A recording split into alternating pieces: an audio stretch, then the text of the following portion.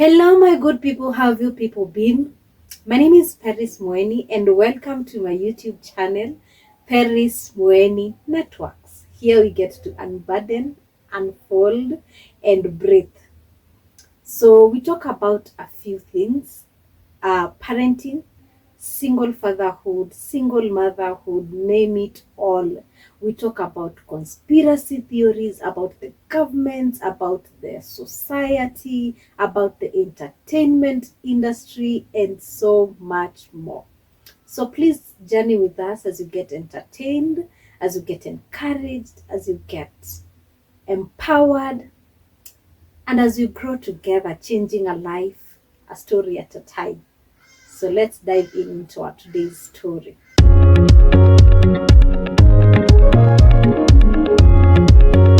So let me take you on a small journey of how I changed from being a young girl into a mother. But before that, let me give you a small synopsis of who Paris is. So Paris is a young girl who grew up in uptown. Yeah, not uptown, like up country. Yeah, who grew up in up country, and she grew up without her father, and you'll understand why I'm talking about my father today. So Paris grew up without her father, not because he didn't want to be in her life, but because he passed on quite early when she was very young. And so Paris had a very, like, when I was in primary school, all through it was all normal because I didn't understand most of the things, and I didn't understand the impacts of absent father at that time until I went to high school. And then I would see young girls my age at that time with their fathers telling them how much they love them, how much they care.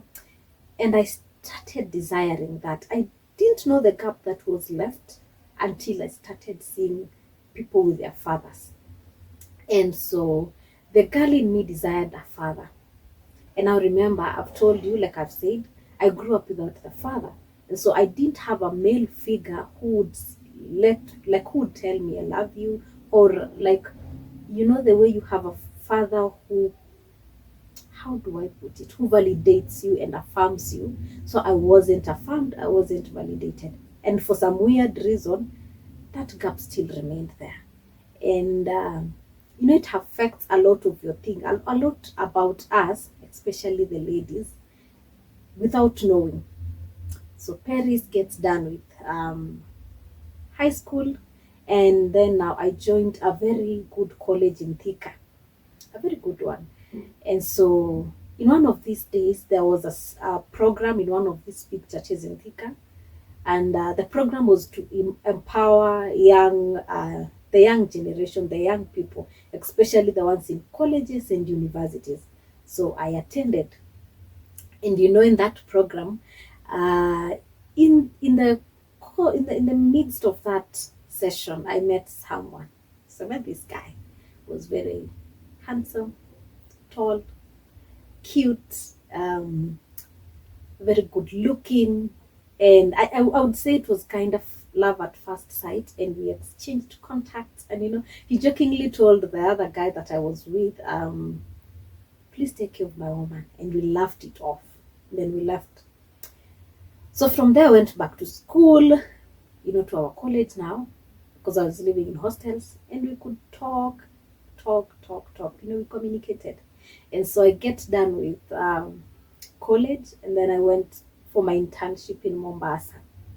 And here there's a lot that happened in Mombasa, but I won't talk about it here. I've actually talked about it. So please, if you've not watched our episode, there's a video that we've done, a Q&A session. I think that will give you a better idea of who Paris is, what happened, and why she's where she is like now, and every other thing that you want to know about me from growing up and everything. You will know it. So please go to YouTube and watch it. Yeah. So during my internship, we would talk on and off. And after some time, I came to Nairobi. And that's where we met again with now the guy. And one thing led to the other. We got intimate, and yeah, I got pregnant. But now, before then, I didn't even know that time. You see, I thought we loved each other, but I realized it was trauma bonding. And it was because there was a gap in my heart that my father left, and I didn't notice it. I didn't know that it was there until in future. And so I was looking so much. I was looking for a certain satisfaction from a man that would only come from a father. You get?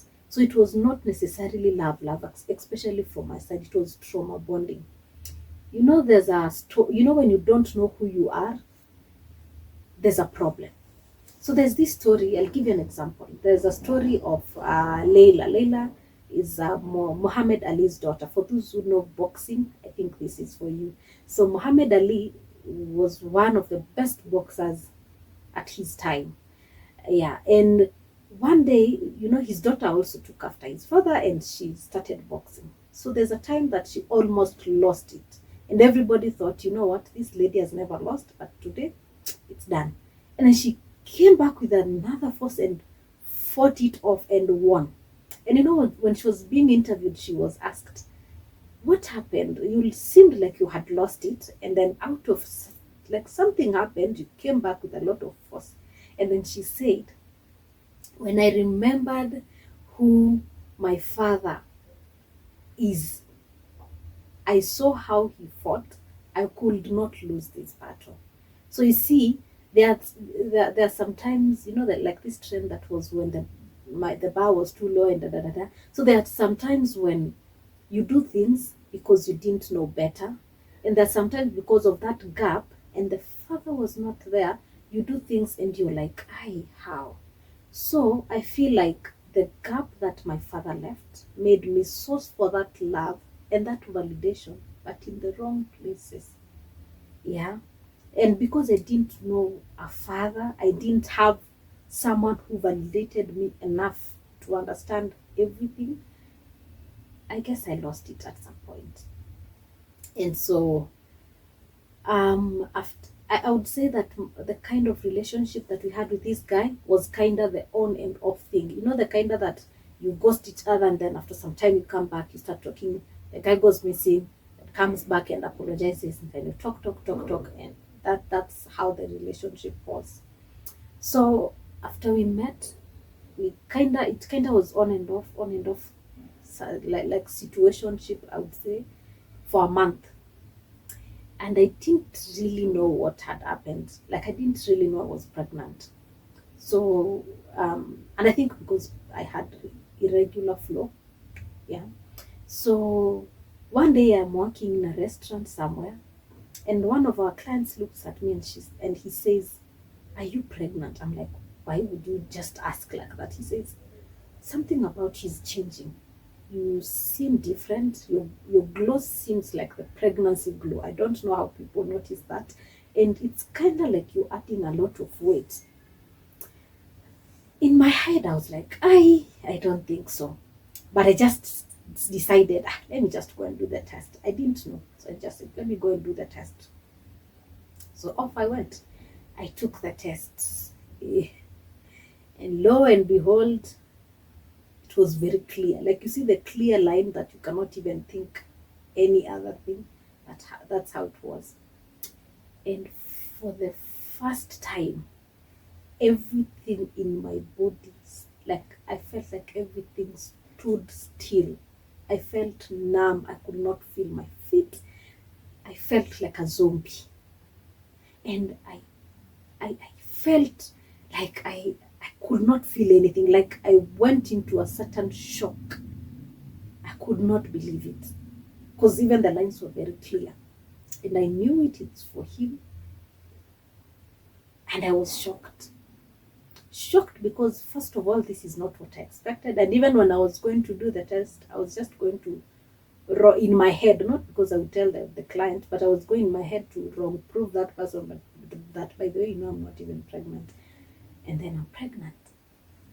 I think I walked out of that hospital, that hospital that I went to do the test, like a zombie.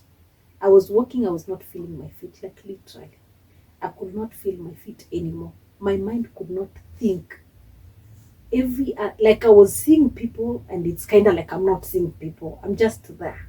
I'm in another world of my, like I was not thinking. I cannot explain how I felt, because I think every other thing just got silenced in me. And I went back because I was still at work.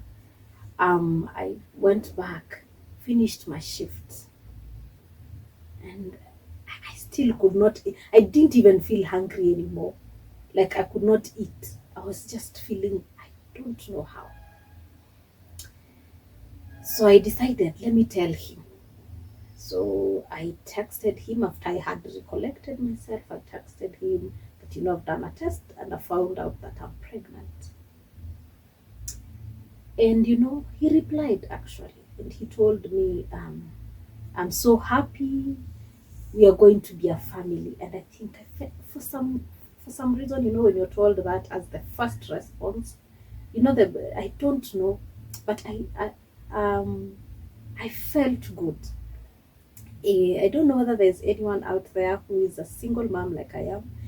I don't know what your first response was when you told the guy. I have had a lot of stories. People say they were bashed, others say they were abused, others say the guy lost it. But for me, it was different. He gave me a positive feedback, just like that, and I felt good. I thought, it was what was going to happen, because he was like, I'm so happy for you, congratulations, we are going to be a family. So I was happy. And then I called my best friend. Her name is Grace Kalanza. And I told her what had happened. And then she told me that she'll come the following morning. And for sure she did. The following morning, like the following day, very early in the morning, she was at my place and she told me, let's go and take a test. A blood test. The blood test is a bit clearer, and maybe it's emotions misbehaving, not emotions, but hormones misbehaving. So let's just go and confirm. So we went, we did the test again, and it was very clear. I'm pregnant. I cried my heart out, like I cried, because there are things, as a girl, as a young lady who had just finished college, there are dreams I had. There's a life I had envisioned for myself. There are things that I wanted to do. When we are in high school, and I think we are groomed from a young age that you go to school, you go to university, by 25 you're married, by 35 you're already done with getting kids, by 40 or to do what. Like it's kind of like we are groomed from childhood, and it's kind of like that is what the society does, and that's what you believe in. So I kind of had the same mentality, that I go to school, finish school, get my job, and then get married at 25, get kids and stuff like that. But it didn't happen. So I felt, I was first angry at myself and angry at him as well. My baby daddy at the time had already texted me and told me, congratulations, we're going to be a family. So according to me, I knew this guy was going to be present all through. So I decided to, go ahead and call him, like do the due diligence, do the necessary. So I called him, I texted, I called, I texted.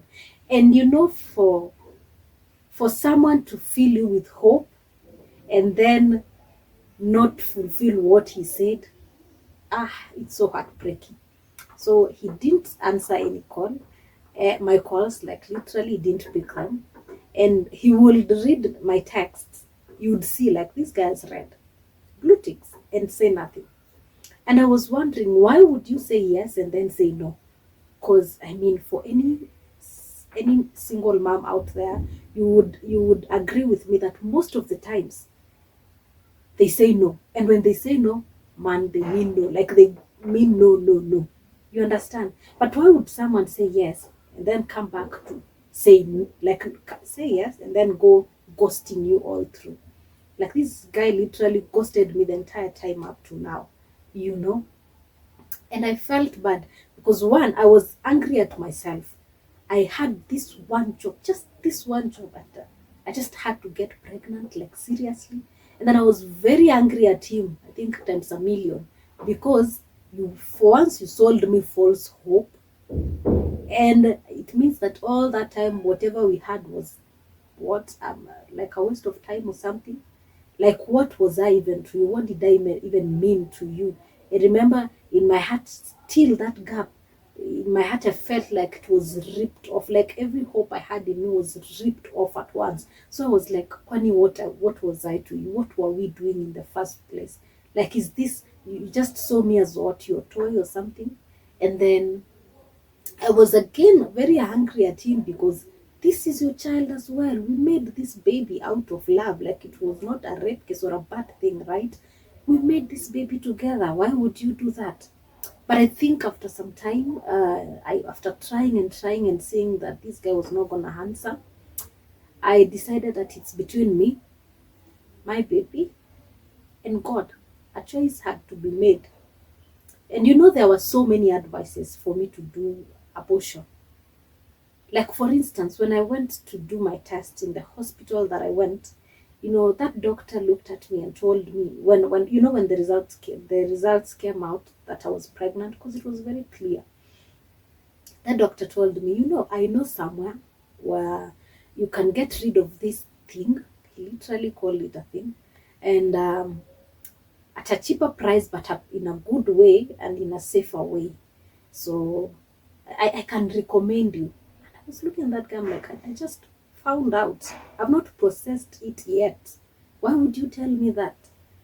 But anyway, it's fine. And a lot of, you know, a lot of people would give you advices according to what they think. So I was getting a lot of advices. Oh, abort. Oh, go see him. Oh, report him.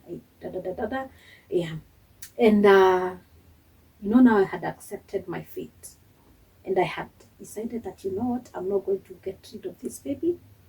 I'm going to keep this baby. Leave alone the advices. Now came the backlash. Because you know, there are people who, for some reason, feel like they have authority to tell you what you should do, what you should not do, and speak their mind. And you see, pregnancy is something that you cannot hide, so it will grow. And of course, and even as it's growing, whether or not it's showing, people will still get the news. It's something that spreads very fast. So I would meet with these people, and someone would look at you and ask you, are you, when they see you pregnant, they would ask you, are you married? I don't know why. Who told the, like, who told us for someone to get pregnant you have to be married? And why would you just think just because someone is pregnant she's married? What if that lady just got raped?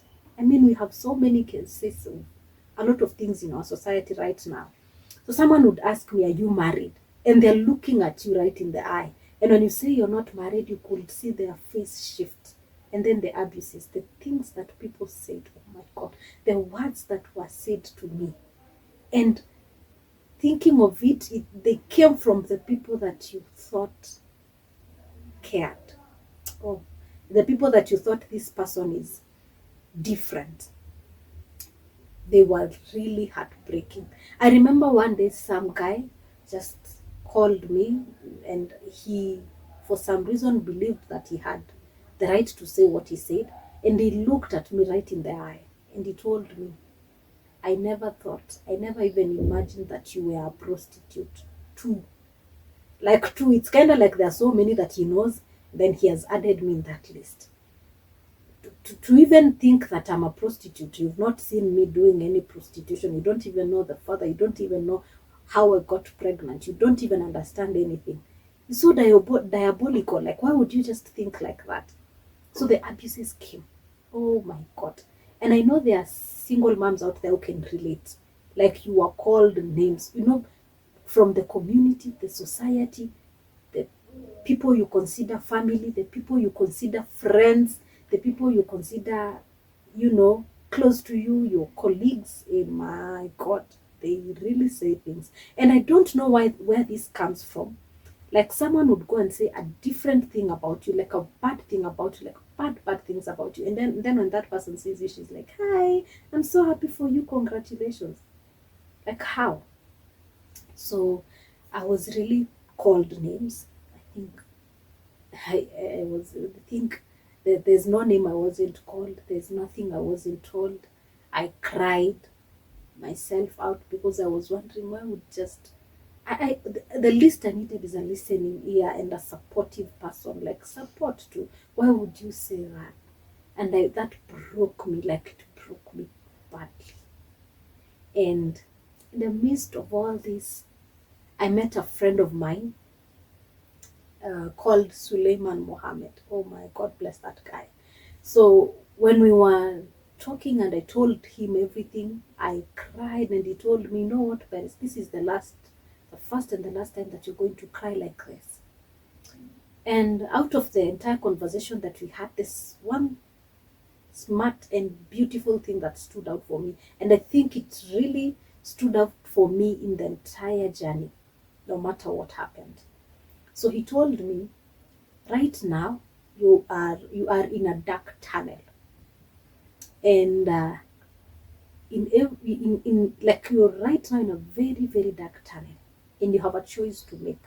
You can choose to remain in that dark tunnel or choose to push through until the end of the tunnel, because at the end of every tunnel there is always light. That one for sure is true. And let me tell you, indeed there was light. And so there's someone out there who is in the same place that I was back then, of dating someone not because you love him per se, but because it's the trauma bonding. And there's a gap in your heart that your absent father left, and you're looking for that love, but in the wrong places. And there's someone as well who has just noticed you're pregnant, and you're juggling in between. Do you keep the pregnancy? Do you get rid of it? What do you do?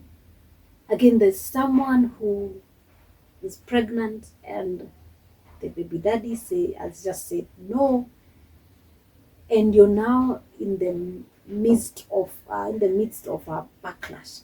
The backlash from yourself at first, because it's something you didn't expect, the society, your family, your friends, name it all. Yeah. So guys, let me know if you were the one going through what they're going through now. What would you do?